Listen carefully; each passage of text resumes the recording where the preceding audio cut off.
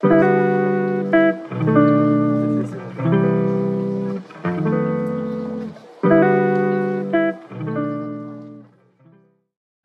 여기 뭐 좀 정리해서 말씀드리면 전공정은 말씀드린 대로 미세화다. 그죠? 3D 반도체마다 트랜지스터 변화 이세 가지가 있다고 말씀드릴 수 있겠습니다.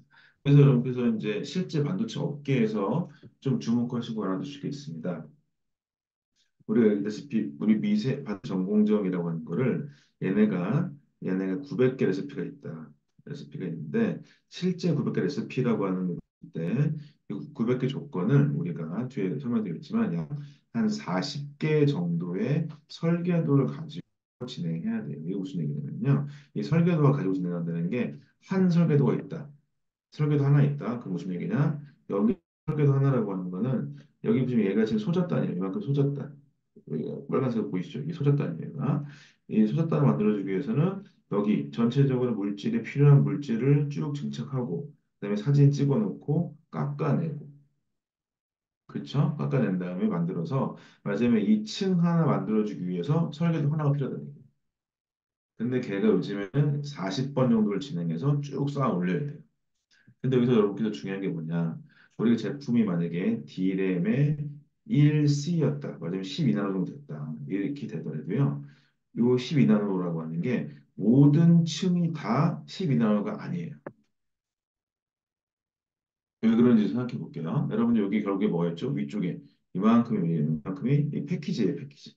패키지는 여러분 말씀드렸다시피 지금은 아무리 작아도 통상적으로 500나노보다 더 커요. 통상적으로 1마이크로미터 넘습니다.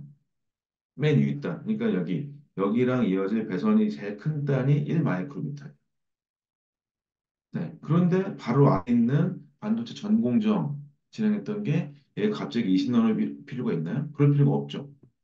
그렇죠. 크기가 커야 될 거잖아요. 크기가 커야 배선의 저항이 낮을 거잖아요.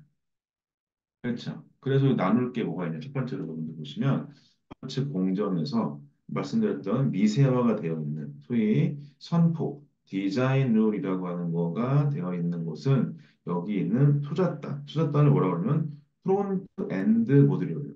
프론트 페어홀이라고 해서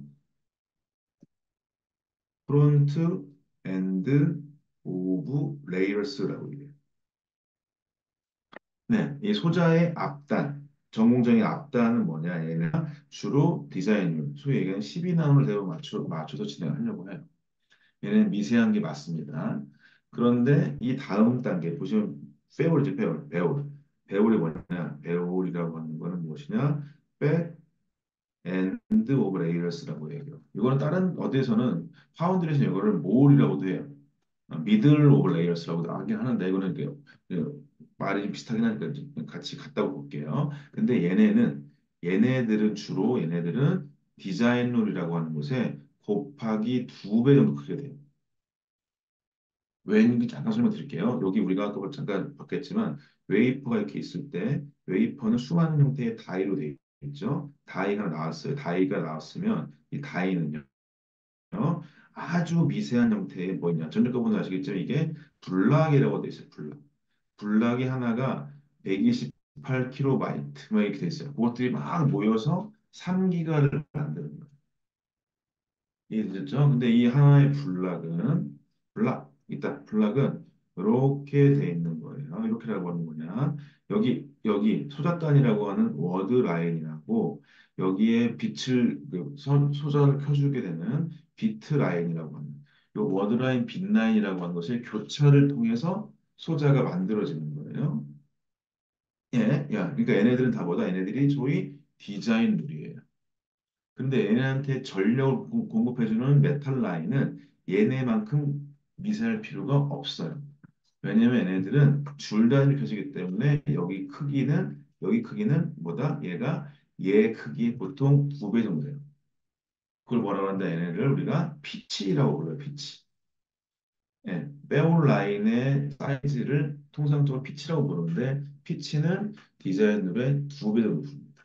여기 보시면 여기서 그림 보시면 얘가 지금 디자인률이고 이만큼이 이게 뭐냐? 요게 뭐냐면 피치. 좀 더 커졌죠. 크기가. 예, 여기 커졌죠. 여기도 점점 가시면 이렇게 됐다가 더 커지죠. 더 커져요. 더 커지죠. 더 커져요. 예, 보이시죠? 맨 윗단 뭐냐? 그러니까 얘가 500 나노미터. 그럼 얘는 통상적으로 얘 이만큼은 거의 뭐 300 나노미터 이렇게 되는 거죠. 얘는 보통 한 200, 뭐 150, 한뭐한 100, 한 뭐 60, 80, 40. 그리고 여기가 20인 거예요. 네. 이 되시죠. 그래서 페올과 배올이라고 하는 레이어에 쭉 올라가면서 점점 사이즈가 늘어납니다. 그래서 모든 반도체 제품 하나가 지금 12나노라고 할지라도 모든 레이어가 다 12나노는 아니에요. 네, 그래서 페올과 배올이라고 하는 게 있다는 것을 좀 말씀드리겠고, 그럼 여러분들 생각하시기에 반도체 내가 소부장 쪽에 지원하겠다. 그러면은 소부장식 지원하겠다. 그 중에서 특히 국내 정비 회사, 여러분 아시는 뭐 어플라이드, 뭐 램텔, 뭐 텔, 뭐 ASL, KLA라고 하는 탑 5에서 말고 국내 정비사 있죠. 세메스, 그다음에 저기 원익 IPS 이런 회사들이 장비 개발을 진행할 때 이 탑 5하고 아주 동등한 수준으로 진행할 수는 없어요. 그러면 여기 얘는 어떻게 하냐? 바로 프론트 단의 장비는 얘네들이 가져간다고 치더라도 이 백엔드 단부터 장비 개발하는 쪽이 좀 많습니다. 사이즈가 더 크니까. 예, 그렇게 해가지고 들어가는 경우가 많이 있어요. 예, 뒤에도 설명드리겠지만 이거보다 더한 게 뭐겠다? 그러면은 백엔드 오브 레이어스 배열 공정의 바깥에가 패키지인데 패키지를 진행할 때 얘네들은 1마이크로미터에서 5마이크로미터까지 왔다 갔다 하거든요. 거기 쪽의 장비를 만드는 것도 국내 장비 회사가 많이 하는 일이에요. 예, 예, 아주 미세한 기술력 봤을 때 여전히 외국계 장비 회사가 좀 더 수위에 있는 건 사실이기 때문에 그거를 인정하고 난 다음에 바로 배울과 배울 중에서 배울 쪽에 먼저 장비 개발해서 더욱더 미세화 쪽으로 가는 쪽으로 가는 게 장비 개발의 반영이고 그것도 구태 생각해 보면은 SK 하이닉스나 삼성전자가 그걸 마다할 이유가 없죠. 그렇죠. 장비사끼리 경쟁시키는 게 나으니까 그렇게 하는 것들도 중요한 변화의 방향이긴 합니다. 거기 하나 더 보실 게 뭐가 있냐? 뭐 3D로 얘기는 한데 우리가 반도체가 제품이 칩이 이렇게 하나가 있죠. 칩 하나 있으면 한 80% 정도가 셀이라고 돼 있고요. 한 20% 정도가 페어돼 있어요. 네, 같은 층이에요. 같은 층인데 셀과 페리가 나누어져 있어요. 여기서 보시면 셀 어레이 보이시죠? 여기 보시면 페리페리얼이라고 보이죠. 네, 이게 무슨 얘기냐? 반도체에서 실제로 정보가 저장되는 영역이 셀입니다. 페리페리얼이라고 하는 건 뭐냐면 같은 층위에 있는데 얘네는 얘네의 동작을 도와주는 애들이 실제 정보가 저장되지 않습니다. 그래서 얘네의 소자는 20나노, 10나노가 맞아요. 근데 페리페리얼은 훨씬 더 넓어요, 소자. 네, 얘네는 실제 정보가 저장되지 않습니다. 예, 그 무슨 얘기냐? 또 얘기하자면, 그러면 같은 층에 있더라도 셀하고 페리가 있을 때 페리 쪽으로가 얘네가 사이즈도 크니까 장비 개발의 국산화 진행할 때 페리 쪽으로 먼저 진행한 경우도 꽤 있습니다. 예를 들면. 여기서 아실 게 뭐냐면 우리 반도체가 12나노 제품이 모두 12나노는 아니다. 예, 프론트 엔드랑 백 엔드라고 하는 부분이 있다. 얘네 사이즈는 기본적으로 두 배 차이가 나고 가면 갈수록 사이즈는 커진다. 왜냐면은 패키지 쪽이 여전히 크니까. 예, 이거에 대해서 구분이 있는 것이. 그리고 그래서 여러분들 실습 혹시라도 하신 분들 있으면 포토 장비 구하기 되게 어려워요. 왜냐면 포토 장비가 뭐겠어요? 아주 옛날에 쓰였던 100나노, 200나노가 여전히 라인에 서른 도가 있어요. 네, 그렇죠. 네, 그런 거 여전히 있습니다. 그래서 포토 장비, 특히 사진 찍는 장비가 어려운 이유가 이런 것도 많이 있긴 있어요. 그래서 이렇게 반도체 흐름들이 있다는 것을 이렇게 말씀을 드리면서 좀 쉬었다가 진행하겠습니다. 그래서 2시에 다음 시간 진행하겠습니다. 예, 질문사항 있으면 알려주시고요. 감사합니다.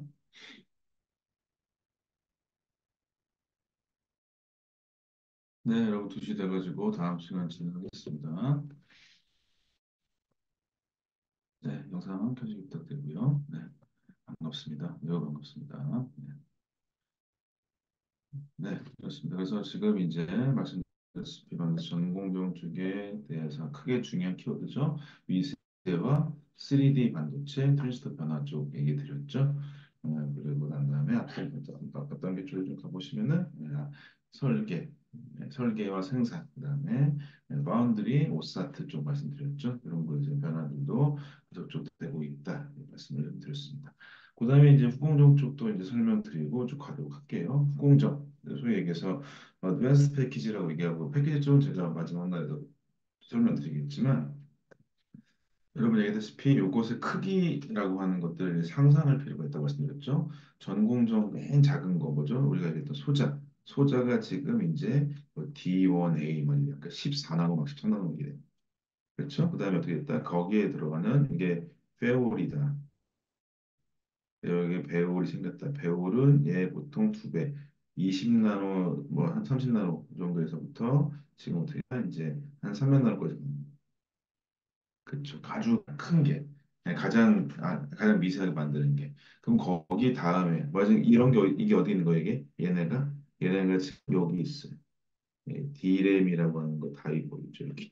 여기 들어가 있고. 그다음에 이 GPU 만드는 거, 얘네도 지금 뭐 4나노 만든다. 4나노가 지금 거의 한 15나노, 14나노 정도, 13 정도.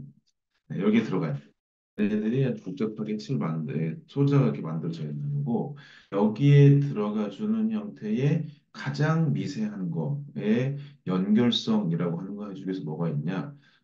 요새 뭐 뒤에 설명드리겠지만 여기 보시면 실리콘 인터포저라고 하는 게 생겼어요. 네.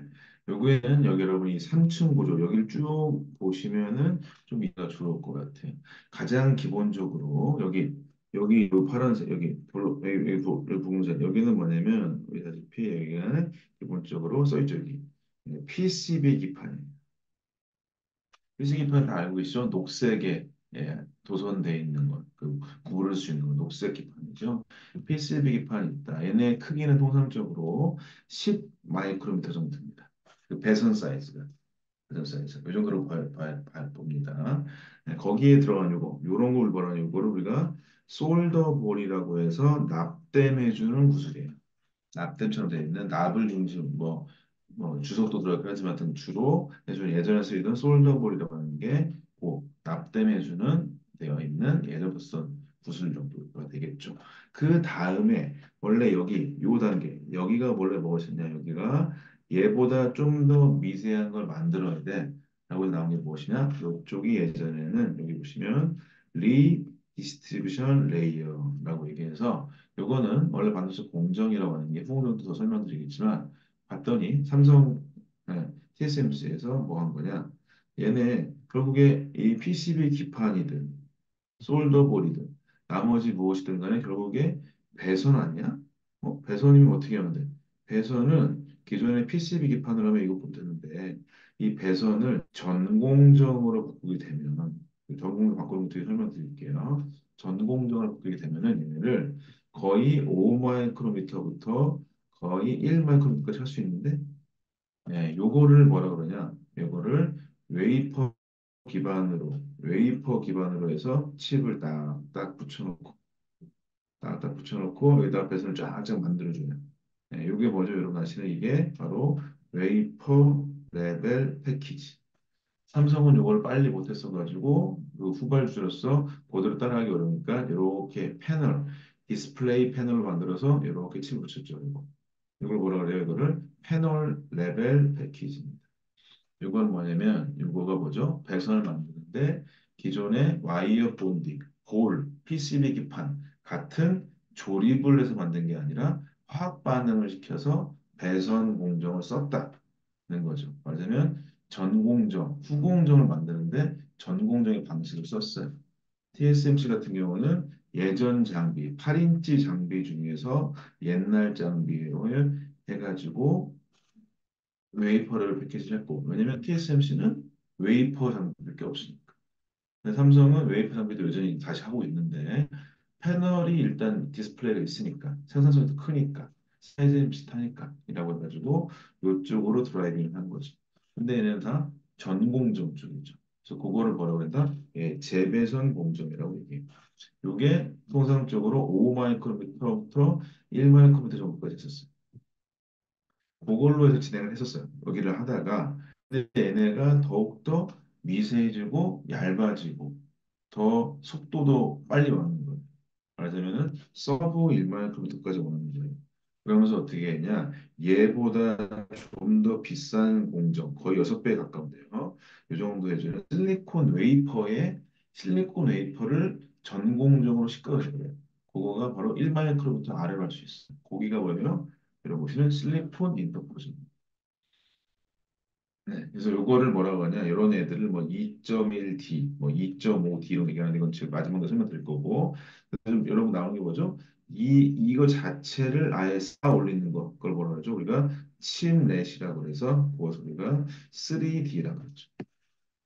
네, 요거 이제 이후에 만드는 실제 이제 맨 마지막이라고 하거나 이제 가장 기술적으로 앞서 있는 지금 여러 회사들이 개발하려고 하고 있는 형태의 3D라고 하는 칩넷이 있는 것이고요. 요건 이제 이후의 얘기고 이때는 이제 여기 보시면 이 GPU라고 불려지는 형태의 CPU나 시스템 반도체 쪽이랑 메모리 반도체 쪽에 경계가 흥을 준다는 얘기가 여기서 나오는 거죠. 하여튼 여기서 보실 수 있는 게 뭐냐? 후공정이라고 하는 게 예전에는 아주 큰 납땜 정도의 그다음에 말하시는 직개발, 그래서 직개발 같은 게 있어요. 이렇게 있었죠.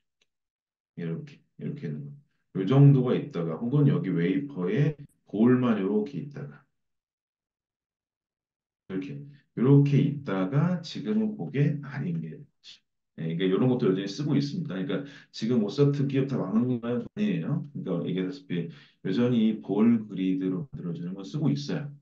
근데 거기서 부가가치가 높은 미세화된 패키지를 보시면 RDL도 전공정 장비죠. 그렇죠? 실리콘 인터포저도 전공정 장비죠. 심렛도 전공정 장비를 써야 돼요. 네, 그렇기 때문에 그다음에 여러분들 뒤에도 시간 드리겠지만 HBM 좀 나오죠. HBM이라고 하는 것도 뭐 한다? 3E까지는 기존의 장비를 써요. 네, 근데 4부터라고 하는 게 바로 하이브리드 본딩 해가지고 뒤에도 나오지만 전공정을 써야 돼요. 네, 그런 것들이 이제 변화되는 상황. 왜 그러냐? 후공정이라고 했을 때 옛날에 다 뭐였다? 마이크로미터 단위 크기로 해가지고 반도체 성능을 그냥 조력해주는 역할을 했다.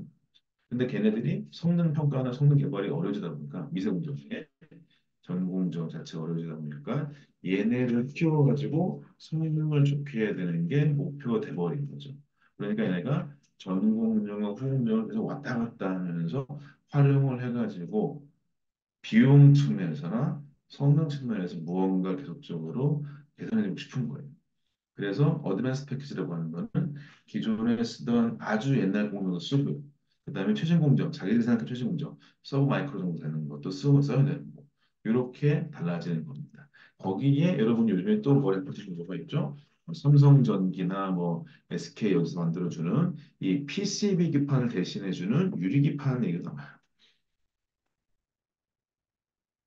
네, 글래스 기판이 나온다. 글래스가 이제 여러분 아시는 옥사이드죠? 옥사이드는 뭐죠? 얘보다 훨씬 더 열에 강하죠. 열이라고 하면 발열이 잘 되죠. 왜냐하면 PCB 기판이 너무 플라스틱 같은 거예요. 발열이 약하죠. 근데 옥사이드는 공유결합이니까 발열이 잘 돼요. 그 다음에 단단해요. 물론 깨지기 쉬우니까 이동하는 데 좋진 않지만 서버처럼 발열이 많은 나오는 데는 이런 유리기판이 효능도 높은 거죠.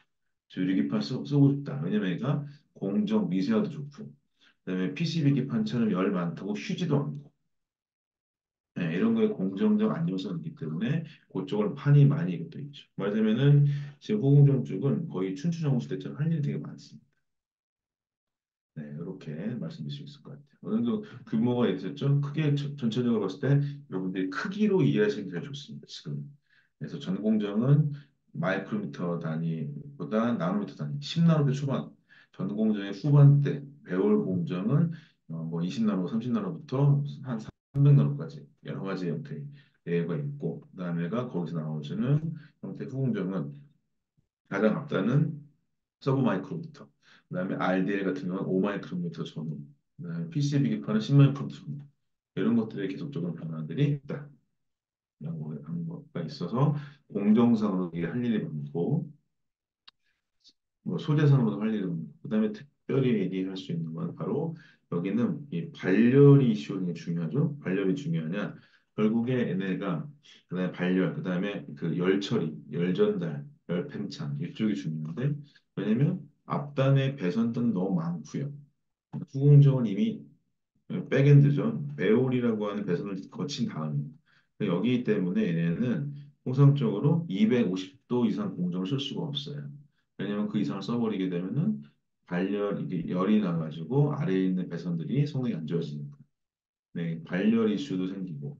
그러니까 얘네들이 계속 소재가 되게 중요해지죠. 그래서 여러분들 뭐 HBM 보시면 요즘에 뭐 나오죠. NCF, 논 컨덕티브 필름을 써주는 게 삼성. 근데 얘네가 아크릴 소재, 아크릴 소재. 아크릴 소재 뭐예요? 전 열이 잘 안 빠지죠. 근데 지금 MRMUF라고 얘기하는 몰드너 요 소재가 있는데 얘네를 쓸 때 얘네가 지금 얘네는 언더필이 중요한 게 아니라 소재가 아크릴 쪽보다는 에폭시에다가 플러스로 실리카 같은 걸 좀 쓴 거예요. 이 입자를. 실리카 딱 보기에도 느낌이 뭐냐면 아 관리를 잘해. 네, 라고 생각합니다. 반려를 좀 처리 잘 되는 걸 처리 잘해요. 아, 그럼 반려이 유리하겠네. 라고 하는 건 좀 확실하게 될 수도 있습니다. 그런 소재 비즈니스가 여전히 중요하다고 얘기할 수 있을 것 같습니다. 다양한 형태의 필름 같은 것들이 있고 소재들이 있다고 얘기할 수 있겠습니다. 이건 추가적인 질문이시면 말씀드리고 싶고 전공정, 후공정 연구 회의를 좀 말씀을 드렸습니다. 그 다음에가 이제 결국에 무엇이냐 우리가 이제 앞서서 얘기했던 산업이라고 하는 게 반도체 산업을 잘 모르시는 분들은 산업이 굉장히 첨단 IT 산업이라고 얘기를 되게 많이 해요. 근데 저는 반도체 산업은 첨단 IT의 굴도 산업이라고 합니다. 네, 그 정도로 수많은 화학 물질과 반응기를 등등을 쓰고 있다는 것이죠. 그래서 기본적으로 우리가 빅테크 기업들이 있긴 하지만 이런 형태, 이런 형태의 반도체 회사가 없게 되면 이런 하드웨어가 없게 되면은 이런 소프트웨어는 그냥 공중에 둥둥 떠 있는 거라고 가까울 수도 있어요. 네, 있습니다. 그래서 여러분 참고로 얘기해 드리면요. 특히 어드밴스 패키지 이쪽 있죠. 이쪽 사람들이 회사하고 서로 이제 다른 사람 미팅을 할 때 누구랑 하냐? 패키지 회사, 패키지 담당자가 누구 미팅하냐? 결론적으로 얘네가 완성품의 칩을 만들죠. 예, 예, 이거 만들죠. 이걸 만드니까 완성품 칩이 누구한테 가요? 소위 얘기하는 빅테크한테 가죠. 네, 빅테크 회사에 가죠. 그러니까 빅테크 회사도 패키지 기술력 같은 게가 아는 사람이 필요해요. 그래서 빅테크 회사로 패키지 담당자들이 이직을 곧잘 합니다. 네, 그래서 저도 알던 삼성 동료 같은 경우도 팹리스 회사나 아니 팹리스 회사보다 빅테크 회사 쪽으로 이직도 많이 하고 뭐 구글 간 사람도 있고 막 그래요. 왜 그러냐면은 실제로 이런 칩들을 만드는 소비자, 1차 소비자가 빅테크 회사이기 때문에 거기에 성능과 사양 검토할 수 있고 제품 개발할 수 있는 사람들이 이쪽에 가깝다. 그래서 패키지 사람들이 제법 이쪽으로 가는 편이기도 합니다. 참고로 여러분 이쪽 커리어 쪽 모르실 것 같아서 말씀을 드렸습니다. 하여튼 그래서 전공의 후공정의 큰 변화들을 있고 그걸 바탕으로 해서 이 전자산업이라고 하는 게 발전되고 있다라고 하는 것까지 해서 산업 쪽 얘기를 마쳤습니다. 네, 그 다음에 이제 우리가 진행해서 두 번째 단원인 웹 프로세스라고 하는 쪽으로 가보도록 할게요.